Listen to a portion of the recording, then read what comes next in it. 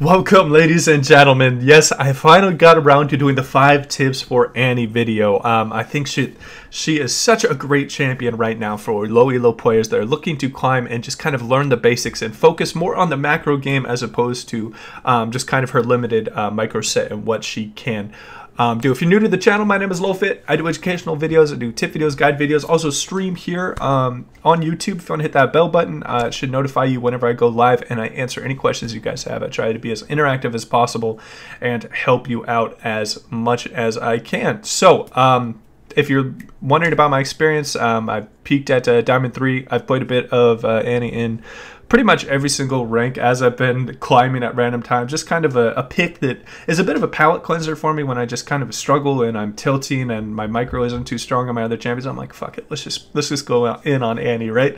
So, yeah, that's kind of my spiel, my intro. Let's just jump right into the tips. And guys, if you have any tips of your own, I'd love to hear your thoughts in the comments down below and just kind of help each other out. And maybe everyone can look down in the comments and see, just kind of get some bonus tips from the community. All right, let's get started. Alright, and jumping into tip number 1 with Annie, the most important thing that I can tell any Annie that is looking to just pick up the champion, maybe new to the champion or maybe even playing it a little bit. I'm sure the more advanced players will know about this, but Annie has an insane amount of burst damage, and how you can fully capitalize on this is with vision control, and this is going to be great when you are playing something in like, for example, you're playing in the mid lane and you look for a roam. 3 times out of 4 times they're gonna follow you in this roam, and what you want to have set up here is either a control ward or you want to have an oracle lens set up, and you will just be able to do so much burst damage that it's just going to be just a crazy amount. And most of the time your enemy is going to take the rather greedy path, going through the river as opposed to looping around. Same here, they're probably not going to go this way, they're going to go the greedy path down the river. So always look to take advantage of your vision control and just sit in a bush waiting for Annie or waiting for your enemy with Annie, and you will just have a great time. And you can obviously do the same thing up here when you are looking to fake a roam top lane. Also, you can do things like this.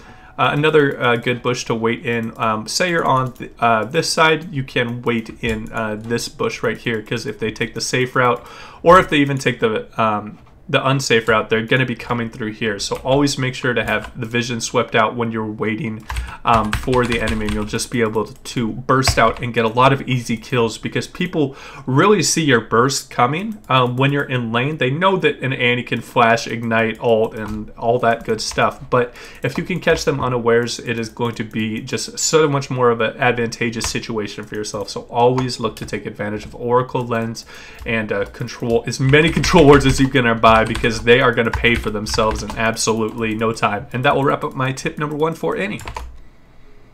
Alright, and jumping into number 2. Now this is going to be particular really towards kind of the newer people towards Annie, and I hope that a lot of people are just kind of trying to pick this champion up when they get maybe auto-filled mid, or they're looking to start playing mid lane. So bear with me, the experts on Annie are already going to know this, but a lot of the time what I see is people doing something like this. They're flashing in and maybe they miss a ult, which can be just devastating with Annie. So if you're in a single target situation, this is the most important part, where it doesn't really matter if you can hit multiple people with your ult, because there's only one person around. Say you're just in the laning phase, what you want to do is just here, let's fast forward this so you can see it in real time. Let's get rid of the bear real quick, and you just want to guarantee the stun with your Q, because it's a quick and point, and then do your R, and you'll be able to make sure you hit your full combo. It's going to be really nice because sometimes they might flash away and you can maybe follow flash, but your Q might be following them. So always when you're in a single target situation, don't take the risk and just make sure to stun with your Q as opposed to your ult. And hopefully this will help you out and not fail and just looking extremely silly on Annie flashing in and missing your ult. That will wrap up tip number 2. Alright, and jumping into tip number 3. Now this is going to be kind of it's not really going to be on the micro level. It's just more about your decision making with Annie. I want you to stop and think about the last time you played Annie. What were you trying to accomplish? Were you trying to bully out the enemy laner and just snowball off them, or were you trying to roam out and try and affect the other lanes as much as possible? Because what you can do is really build for the type of play that you're looking for. If you're someone that really enjoys roaming and is quite good at it, you might want to look at things like Predator that can really help you with your roaming potential and getting you down the river and into bot lane. Also, things like this, the Spellbinder, that can increase your movement speed and your burst damage, are going to be extremely strong for roaming. But if you're looking for more lane dominance, you can just maybe just rush the Ludens, maybe go Electrocute as opposed to Predator. So what I really want you guys to think is, what is going to happen in this game? Am I going to be roaming?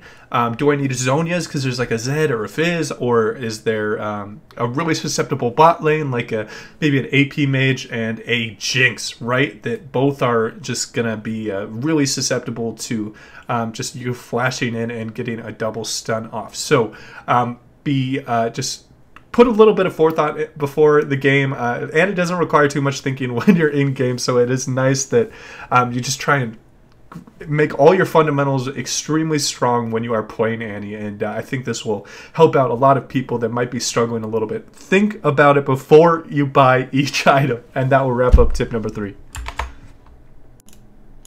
Alright, and jumping into tip number 4 with Annie is just how you should be approaching team fights and the most effective way to do so. Now, this kind of goes hand in hand with tip number 1 in denying vision, because the most optimal way to come into team fights is from a flank. If you're coming just straight and you do not have a flash to get onto the backline, it is going to be rather hard to get backline access, because everyone knows what Annie's going to do and what Annie wants to do. Annie wants to get on top of the carries and throw down her ult. So instead of having to deal with the front line, maybe a Thresh or a Malphite that are going to peel for their back line, what you really want to look to do is look for flank routes where you can have backline access, and you will just see a huge amount of success. It's going to help out quite a bit more than just trying to approach teams in the front. You should be treating her as kind of a mini Vlad, and this will be great practice for your future games. So always look for the flank on Annie, and make sure that you have that sweeper ward and that Oracle lens that I was talking about at the beginning, because I think that Annie is just a really underrated flanker, especially if you're running things like Predator and you're running, it's just all really works in your advantage if you're able to get off a good flank or maybe a decent bush trap in a team fight. And when you're in low elo, like most of my audience is, people really don't respect flanks and really do not respect the fog of war. So this is where we capitalize on Annie and get all of our LP. Alright, and for the final tip, this is again going to be a little bit more geared towards low elo, but it's kind of a small little trick that's a little bit self-explanatory. I know quite a few of you know this, but if I help out just maybe 2 or 3 people that didn't know about this, it can be really good. So a lot of the time, people are watching your 4 stack and waiting for that stun, and then they back off when they see you have this stun. So sometimes you can approach them and they're not going to really read the 2 bar as a big threat to them, and all you have to do is just a quick E into an R, right? And then you can Q, stun, and then W. So always try and hide the stun ability if you're looking to come up. Just don't walk at a champion with the full stack up like this, and like they know you're looking to all in and stun. So try and bait them out with maybe just getting, like, you could even do it like this here. Let's fast forward it a little bit so we get the bear up again. We get Tibbers. Okay.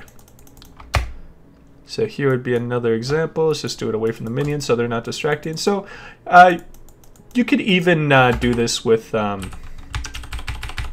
2 bar if you just have enough damage already to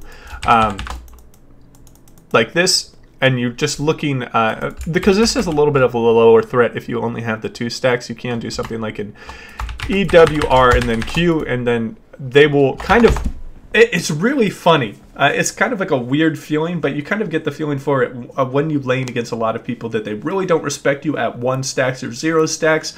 And then once you start getting those bars, they start respecting you more and more. So when you're looking to engage, try and attack them when they are less likely to think that you are going to attack them, right? The old Sun Tzu Art of War quote. So try and do anything you can to make yourself less obvious. That's the #1 point of this tip. And most all the tips with the warding and the flanking is Annie is very linear in her play style. She's like a spear. She just kind of goes straight where you throw her, and really just try and do the unexpected with Annie, and you will see great results. That will wrap up the video, guys. If you have any questions for me, I'd love to help you out. If you have any Annie tips of your own, I'd love to hear them in the comments down below. You can hit me up on Discord in the description if you have any questions, and then I also stream. If you want to just come in live and ask me any questions, I will make sure to help you out. If you enjoyed the content, please remember to like and subscribe, and as always, guys, take it easy.